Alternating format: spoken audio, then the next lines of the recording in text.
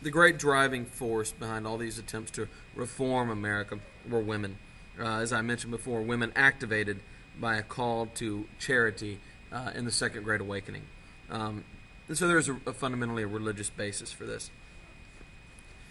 The disabled will also be helped. The Perkins School for the Blind in Boston will be the first facility opened up specifically to take care of the handicapped. The criminally insane, in fact, criminals in general will benefit from this movement, as according to Second Great Awakening teaching, they begin to be seen as people who are capable of redemption and salvation. The mentally ill, by the way, used to be locked up in prisons as if they were criminals. And so both of these groups will begin to see their lot improve. Dorothea Dix is the great name here, another one of these women reformers. Believing in this idea that no one is beyond redemption, she leads a movement to reform to create not only mental institutions for the insane or people with mental illness, but for prisoners, the idea that they can be made better. Now, a lot of this revolves around two central ideas: gathering everybody together in one place so the reformers can get at them, and meditation. And actually, solitary confinement and silent work crews were considered reforms at the time, designed to create meditation, a chance for these people to think about what they'd done and how they could make their lives better. And the word penitentiary comes from the word penance, which simply means making up for the bad things you've done in your life.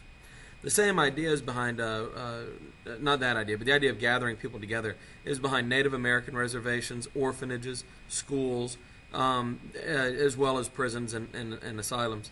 These are all places where you can gather people who need help in one place, and then these typically reforming women can come in, and they could try to help them, try to make their lives better. As women focused on helping everyone else, they began to realize that they weren't really that much better off than many of the people they were trying to help. Sarah and Angelina Grimke became famous as outspoken abolitionists, and when they would go and they would speak against slavery, they were frequently attacked for being unladylike because speaking in front of public groups that contained men anyway, was considered to be inappropriate for women. Women like Catherine Beecher, Harriet Beecher Stowe, who were sisters, Lucretia Mott, Elizabeth Cady Stanton, Susan B. Anthony, and Dorothea Dix will all start out reforming other things and then move to equality for women. One of the things women were very interested in was, in the North anyway, was abolition, getting rid of slavery. And when a group of women in 1840 go to London to attend an anti-slavery conference, they are shocked when they weren't allowed in. They're told that women aren't allowed into the conference. And this really causes an awakening.